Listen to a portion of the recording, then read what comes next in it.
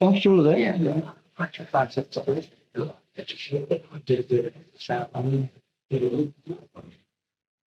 Shall we meditate for a few moments?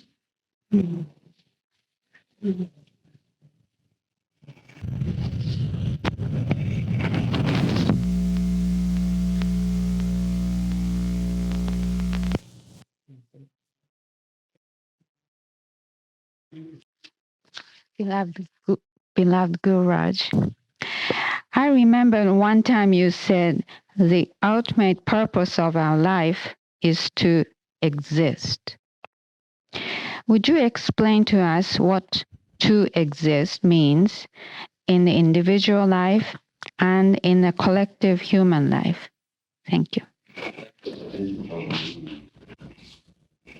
The ultimate purpose of life is not only to exist, but to find existence. Now, naturally, existence has many levels. That which we are calling existence in our personal relative planes is not true existence. We exist partially. A very small part of the real existence is brought to the fore in our daily lives. So it means one thing, we are not functioning in totality. When a person does not function in totality, then he's not a complete person. And all of you will know that 99 cents does not make a dollar. No wonder there's such a devaluation of the dollar. So we try to find the meaning of life. And in finding the meaning of life, it is not done overnight, but through a progressive process. So life itself, to find true existence, is a process, because existence itself, listen very carefully, existence itself is a process. A process with so many factors that revolve around each other, intermingling, mixing. And within all this mixture of the various elements that composes a human being, one has to find the pivotal point. One has to find the center. And when the center of yourself is found, then you could say, I am that I am. I exist, and I am existence. How many of us could say, I am existence? When you say I exist, it is only a thought form that comes from the chitta, from the memory box in your mind. And that memory box, because of previous experiences and impressions, tells you that you exist.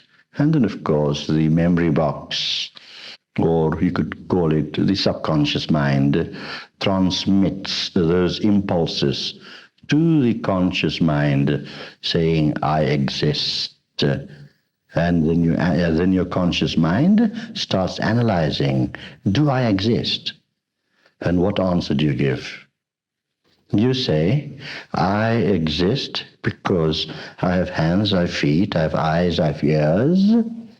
Well, that is what existence means to you. Now, your existence, what does it require? Because you're looking at the surface level, so your requirements are your primal urges. Urges of sex, for food, and various other things that are needed to keep alive your supposed individual existence.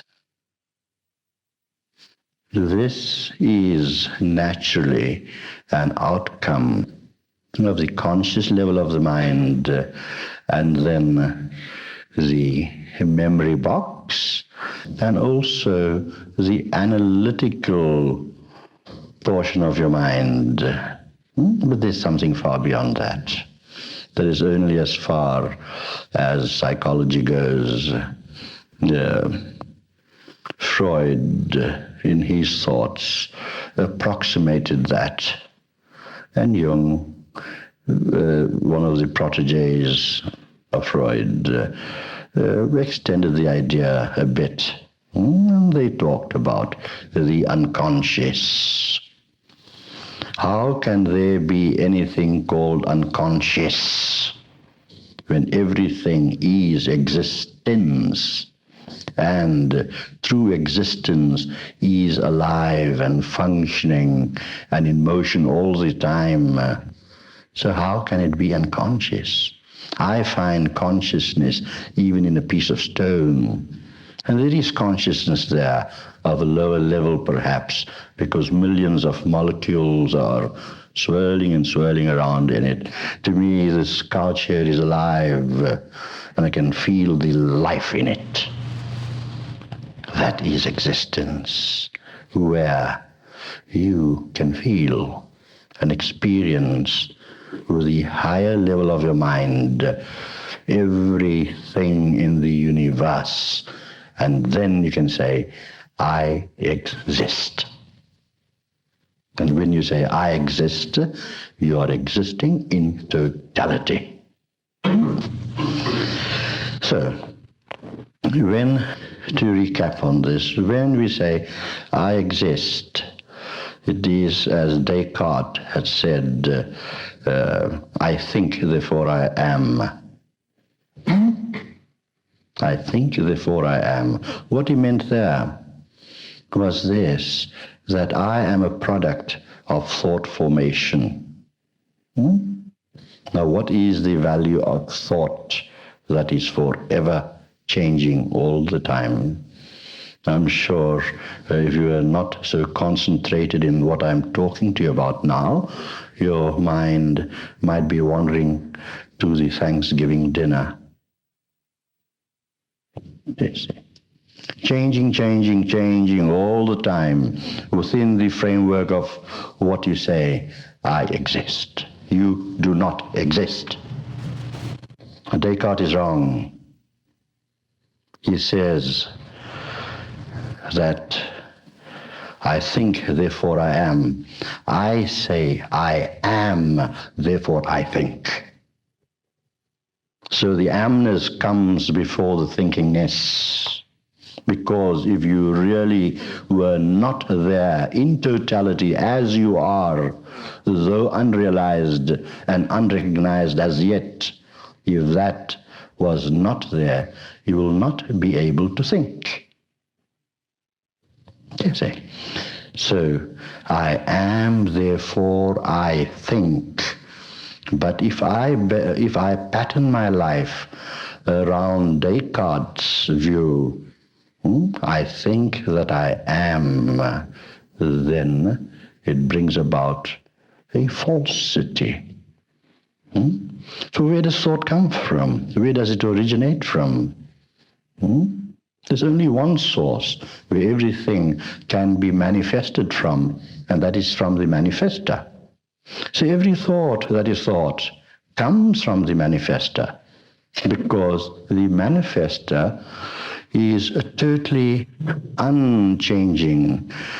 I'm going to give you a different view today, that although the manifester is regarded to be unchanging, it is still changing. This is a revolutionary thought. Even in the ocean, you find the turbulent waves, which is the surface level of yourself, your thought level, and there's calmness in the ocean below. But that calmness also has currents, because that calmness cannot exist without those currents. So the manifester is also changing in a very, very subtle form, while you are changing and changing in a very, very grosser form. So now to appreciate existence, in its truest value. We got to move away from the grossness to the subtlest level, which we call divinity. If divinity stands still and if it doesn't change, this universe would not be there. Our change that we find in lives is, of course, a progressive change. It goes from one step to another step to another step with all these experiences gained, good or bad, but yet even good or bad, they are learning processes. But the changingness of divinity is a change just within itself. Just within itself. It does not move. It is just there. But you are moving. And what purpose has your movement? And where are you coming from and where are you going to? Where are you moving to?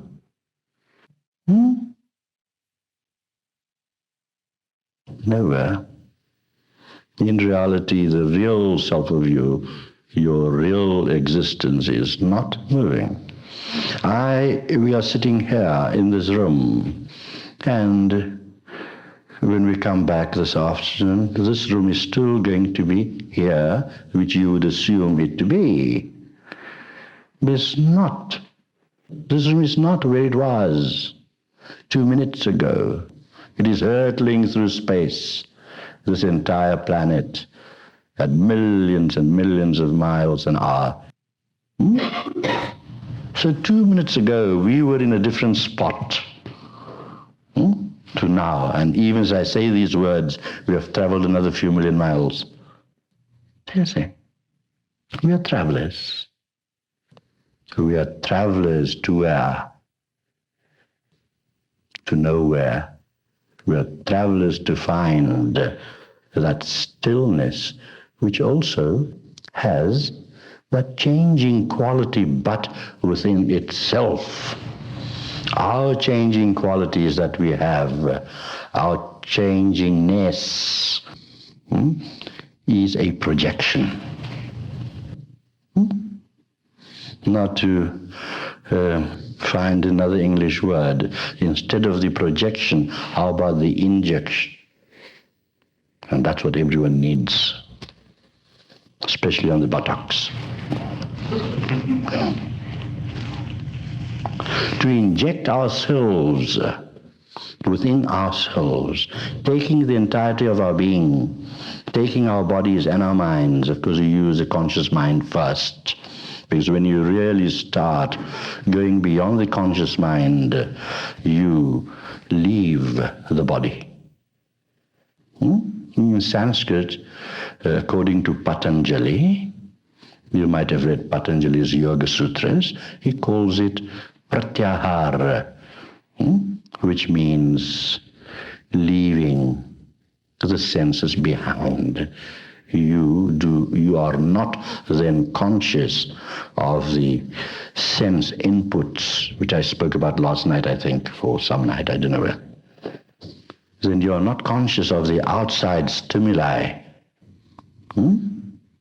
And when you are not conscious of outside stimuli, you are in pratyahara. And from that stage, the conscious mind goes deeper into the subconscious, the chitta.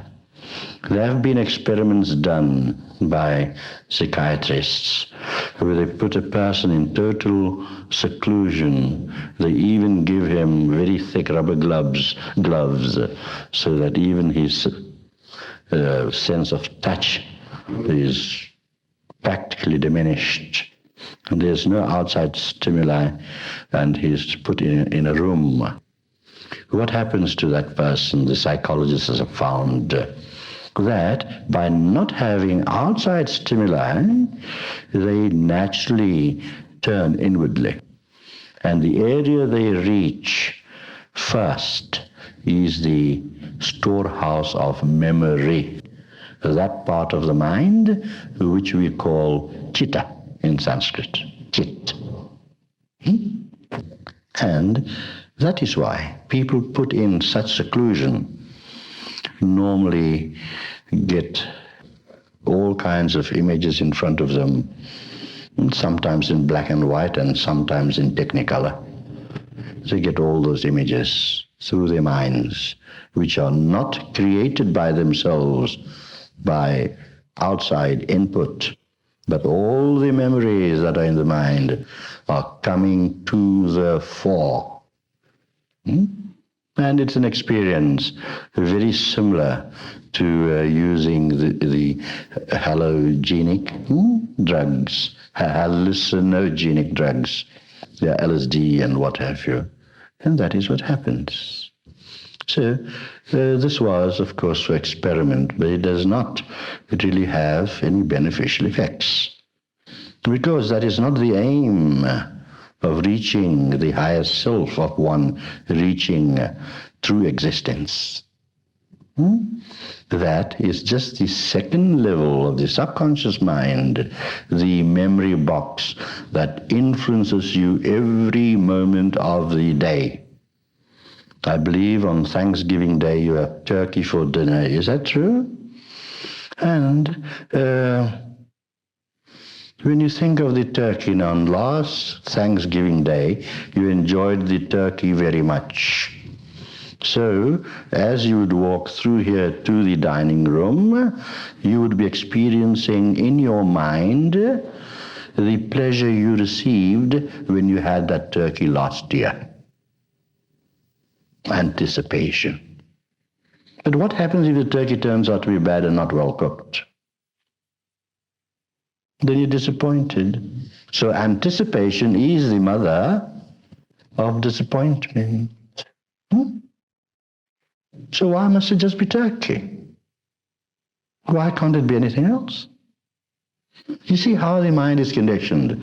And what part of the mind is conditioned is the surface level of the conscious mind, and is conditioned and influenced and pushed by the subconscious mind into believing that today's turkey is going to be lovely. So, why do experiences vary then?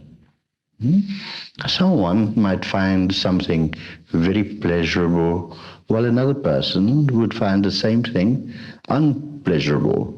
Let's say there's a lovely woman, and there are two men. One man will not like that woman at all, while the other man would fall head over heels, they say. They tumble. That's what happens when they meet. They tumble into the unknown. Yes. Now this one person falls madly in love, good word, madly. Love is mad, and it's supposed to be so, always so. Because if you cannot be mad enough, you cannot express love totally. Because there is a sanity in madness, a different kind of sanity. I'm diverting from the subject, but I never lose my point.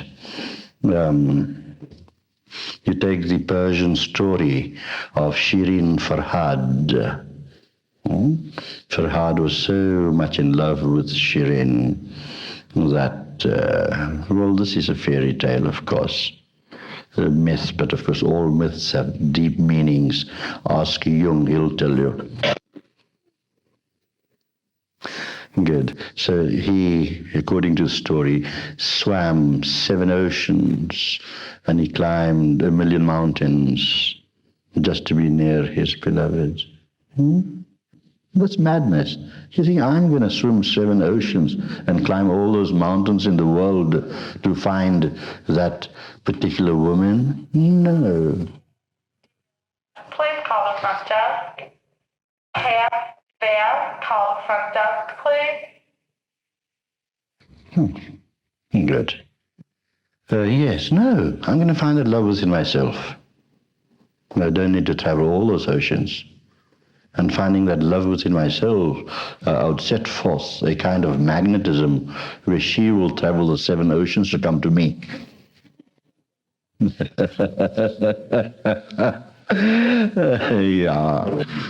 So, the mind is so conditioned in expectations.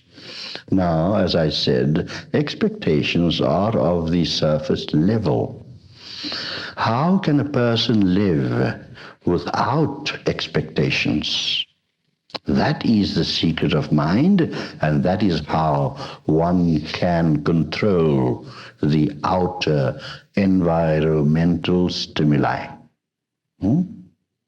Change the word expectation to acceptance. I think the meal over there today is no good. So, well, it's one of those days. The cook had a nightmare last night, and well, she had a little quarrel with her hubby, and she was not in a good mood or whatever. Why not? You see. So, any outer stimuli that comes to us, if it is accepted at its own value, will not impinge or impress itself upon the memory box.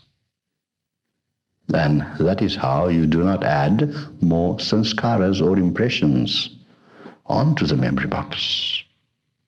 The idea of life, the idea of this kind of relative existence is to be able to observe.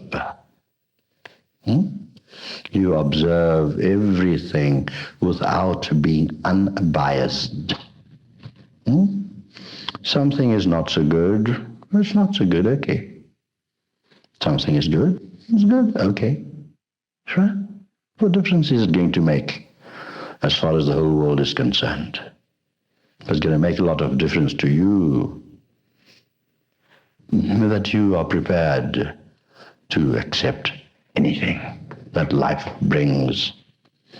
And what does life bring to you? Life only brings to you what you are conditioned for. Everything that happens in anyone's life is not produced by anything else but by themselves. They let themselves open to all kinds of things because of their mental patternings. If I would see a beautiful nude woman standing there, you know what my thoughts will be? I say, oh God, look at your glory. Look at the beauty you have created. Because the woman is God's finest creation, that's for sure. I can tell you that. Yes, so those would be my thoughts. Oh, thanks to the Lord. Look at this beauty that you have created. Right? Some other person would look at the same naked woman, and his thoughts would be running so fast he wouldn't even be able to catch himself. In a totally different, lustful direction. So therefore, everything can be viewed in a different way. You see, and if it is viewed by a good way, you are manipulating your subconscious mind and getting rid of and pushing out past impressions by better impressions. Right? When it is dark, you switch on the lights. And that's what it means. So you're pushing out the darkness from the memory box that influences your day-to-day life. So, when this is pushed out, a greater clarity comes. Now, what is the method of pushing this out? Is by developing greater awareness. The man that saw the naked women and had lustful thoughts, his awareness is just limited to his physical body and base instincts. And the man who sees that naked woman full of God's glory and God's beauty and appreciation of his creation. He is drawing from a vaster awareness because his perception includes the higher levels of his mind which are pure. So here one man is just operating from his bodily and internal instincts, while the other is viewing the same object from a higher level of the mind, which is pure. In other words, he has gone beyond the conscious mind, the subconscious mind, and to the superconscious level of the mind.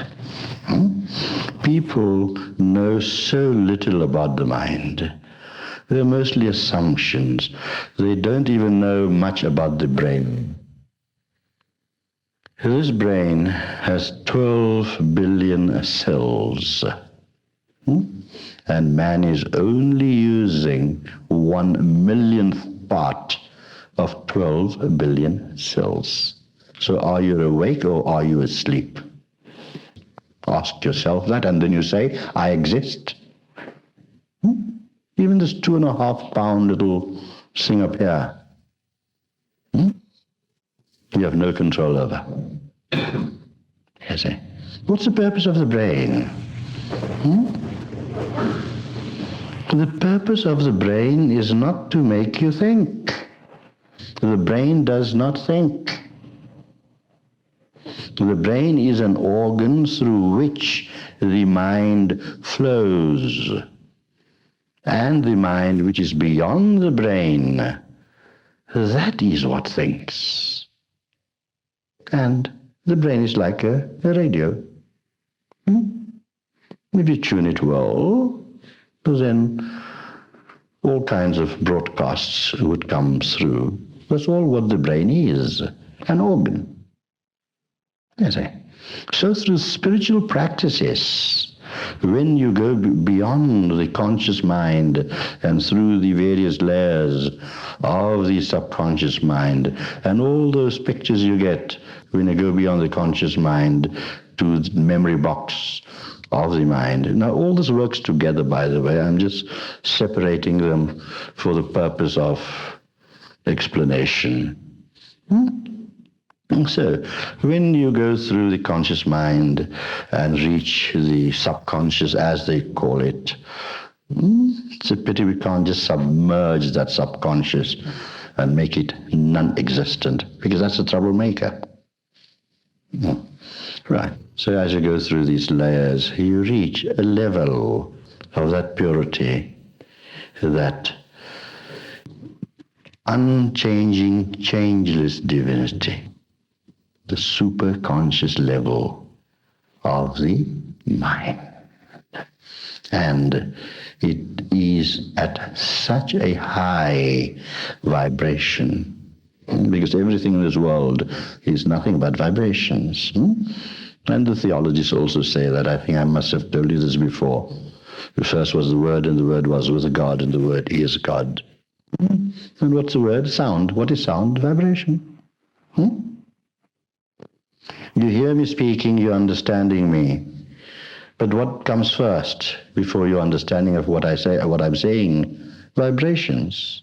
I'm making contact. My vibrations are making contact with your vibrations, your receptive ears. That passes it on to the conscious mind. We start thinking, and if your thought flows to another thought from my thought, if it conjures up in your mind some thought which you have read perhaps, or find similar, or seem to understand, perhaps not in this life, in another lifetime, you're comparing there and you say, aha, what Guruji is saying is right. So your conscious mind here now then is working with the subconscious mind. Right? And then that's not the end. It goes further to that area which is the analytical side. And then it still goes further from the analytical side. It goes to Ahankar, or the I, that's within you. and the I within you, which is also your form or your own mental formation, decides and sends it back to the same line. When it comes to the conscious mind, it registers, yes, Guruji, what he's saying is right. You see the process of the mind. Now, through meditation, to repeat this again, what we are doing is we are trying to use the brain and open up more and more of those cells. And the more and more of those cells we open, the 12 billion cells, even Einstein only used 8%. He used about a few million percent less than me. But nevertheless, that's not the point. Good. Yeah.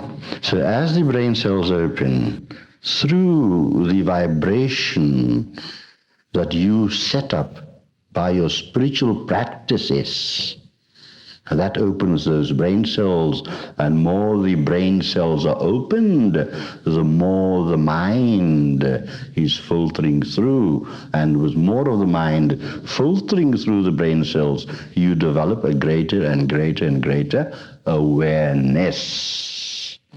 And until you develop the totality of awareness, you have no right to say, I exist.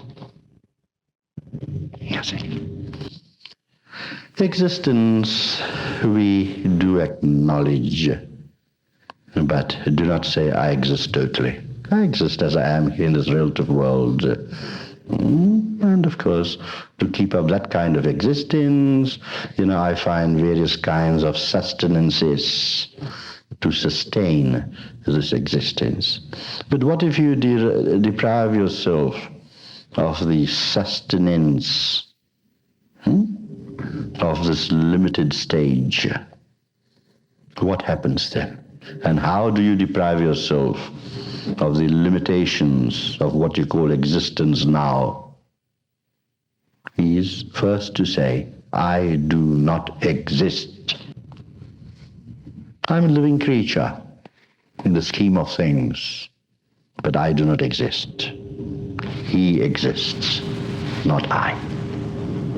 By having that thought in mind, and by really understanding the depth, the meaning of that thought, that I do not exist, but he exists, then your ego self, that which gives you, the ego gives you the idea of I-ness. The ego gives the idea of me and mine. The ego is the one that produces lust and greed and all kinds of selfish desires for its own self-preservation. It does not want to lose itself, although it suffers. As Ramakrishna says, the camel's mouth bleed when it eats the thorns of the tree, but it still keeps on eating the thorns, and its mouth still keeps on bleeding. And that is exactly what we are doing, camels. Yeah. So by denying this worldly existence and just saying, look, I am just a portion of life, just a little part of life, because life is one. God is life, God is love. I'm just a little part of it. I'm not the totality of it. And when we develop this idea and study it more, the ego becomes more and more transparent. It loses its opaqueness. And then this too filters through the various layers I've been talking about to the conscious living mind, the conscious mind. And then you will not say, I exist, but he exists. Now by this light filtering through the more clarified ego, it's not easy. It takes time, perseverance. The spiritual path is a path of heroes and not of cowards. It's a path for people who really seek the meaning of existence, the meaning of reality.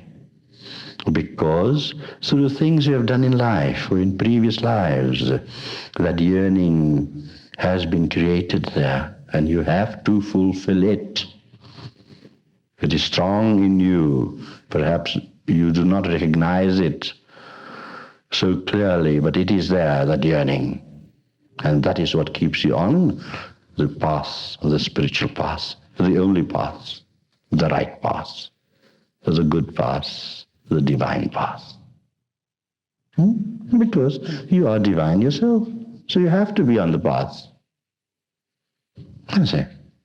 So now the ego is clarified and the light shines through the chitta, the manas, that memory box, and throws off the darkness. Darkness can never exist where there is light. So do not be afraid of your karmas. Whatever you have done is okay. I've said in a television interview last July or something, it's this darkness that you have to get rid of. And the greatest disease in the world today is not cancer or tuberculosis or what have you. The greatest disease is the sense of guilt. Because it is your ego that you have created yourself by misconceptions that is feeling guilt. Now, with this light coming through, that ego self, the ego rids itself of the guilt. You can ask any psychiatrist or psychologist, and I work with them, that people's mental problems, be they psychotics or neurotics or whatever otics, it's just because of conflicts. And all kinds of mental conflicts is the product of guilt. So that is only where I differ from psychiatrists. They try to, from outside they want to go in. I say from inside, come out. So when this light filters through, you'd find guilt diminishing in your mind gradually. You'll find yourself to be guiltless. You will then start thinking that whatever I've done, if I was a murderer, a thief, a rapist, or whatever, oh, I've committed this or I've committed that. You will realize that because of my past karmas, these experiences were necessary for me. So you throw them off. And that is how Gestalt and things started. They're doing it in a wrong way. We do it in an easy way. Where we throw off old sanskaras and impressions painlessly. What's the sense of sitting in front of another person and you tell him SHIT and person tells you that, and you think you're throwing off. You're not. You're strengthening what is in you. Because the more you think about it, the more you repeat it to yourself, the more it becomes embedded within you. You see, it has some value, but not total value. So here we clarify the I sense, which is in reality non-sense. So if the I sense is non-sense, try and use some common sense. It's so simple. I think the best is nonsense. Have no sense. Be away from the mind and swim in the ocean of divinity without analyzing. Because the sense is not there. Nonsense. You see? And common sense, of course, is not so common either. So, to find The totality of oneself is to find what existence is. And it is not only a mental cognition, but it is an experience. The greatest experience anyone could ever achieve. People can do it in one lifetime. Others might take a few hundred lifetimes, but you will reach there.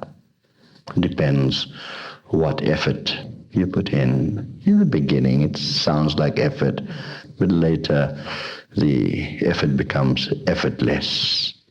For the finest action is produced in inaction. You do not act, and things happen. Just by using the mind.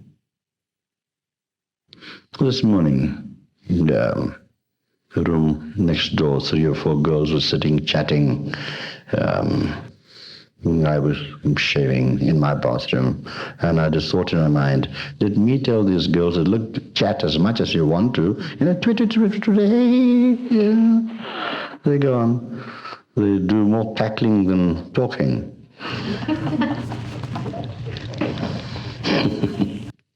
So I just thought in my mind, let me go and tell these girls that while you're cackling away like little hens, big hens perhaps, why don't you at the same time iron my shirt and shawl? I just had that thought.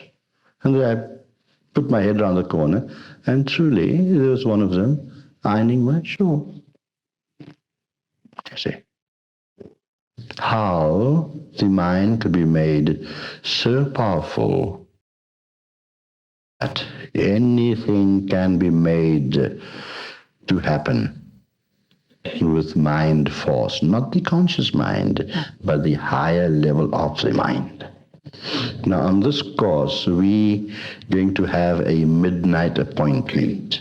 Seeing that I'm thinking about it, let me tell you, for what night is it set? Friday night. We did this in England, and each and every one had their own particular form of experience according to whichever sense of theirs is far more developed. I told them I'll be in my room meditating, and you be in your rooms and start meditating, say from 22 quarter to 12, and I shall be there at 12 o'clock. At the same time in each and every one's room. And it was a full course.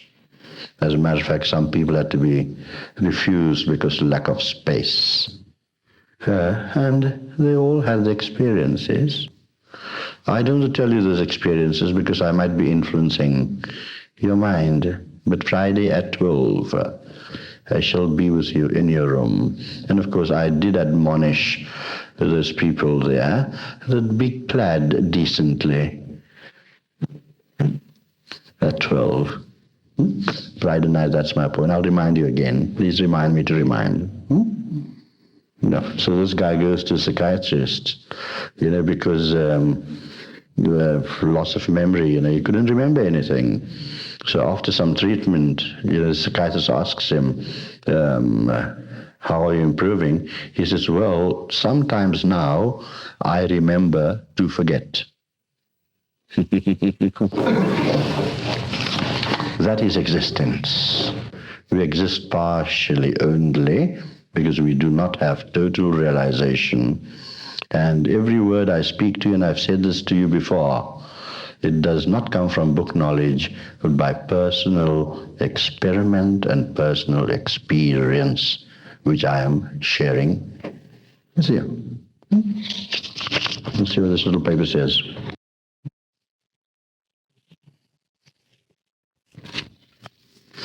There's 2 Irishmen, O'Brien and Flynn, they wanted to go in for races.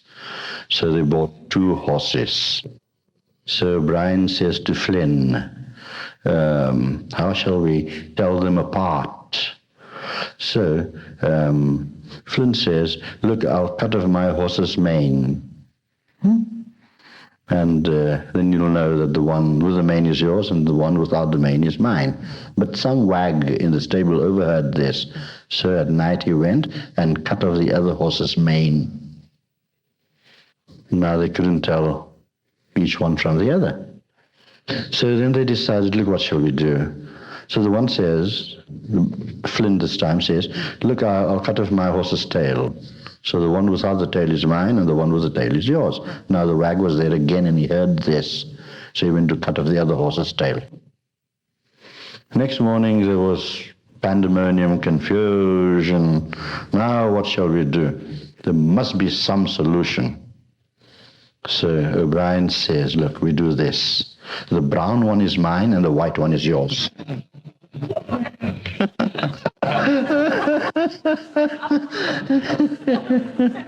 You know, your great man, Alexander Bell. You know, I get so many phone calls to South Africa. Your great man, Alexander Bell, he invented the telephone. Thank God he invented two. And then, of course, Chetanji was telling me that, you know, he grew up in a very, very tough neighborhood, that even if he should walk 10 blocks away, he would still be on the scene of the crime.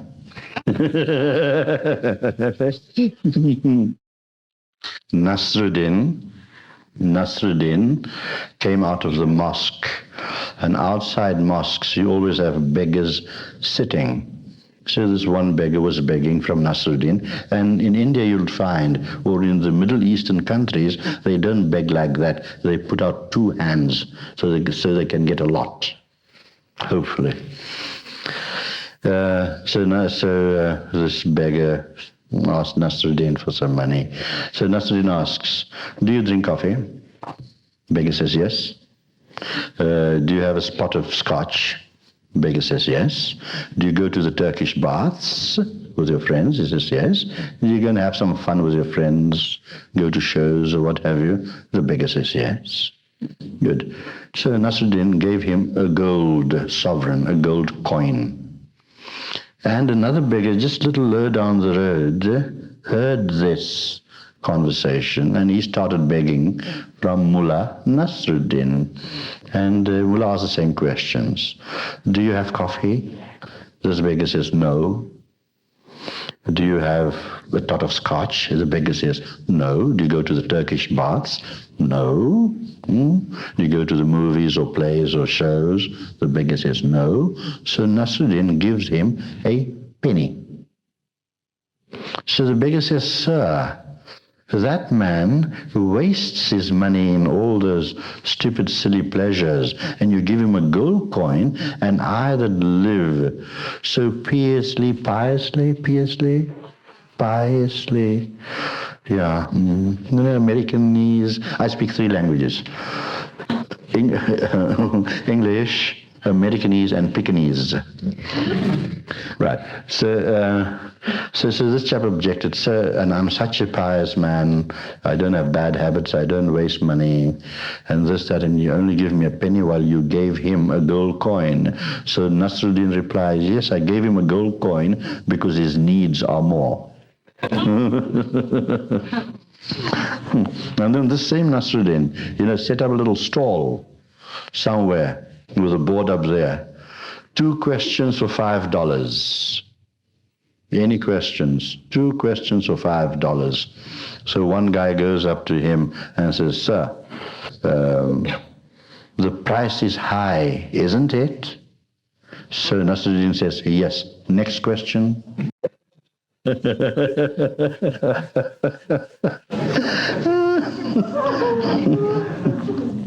Now you're talking of those Irishmen buying race horses. So here there was a jockey, and he died in a motor car accident. So of course he was taken to the mortuary, the morgue, and they called the trainer in to identify if that was a Joe. So they open one corner of the sheet, and the trainer says, no, that's not Joe. They open up a corner of another sheet, The trainer looks, he says, no, that is not Joe. And then the third one opened up, not Joe. And then they went to open up the fourth one. And he says, yes, that is Joe. In life, like in death, he never ever came in the first three. Let's see.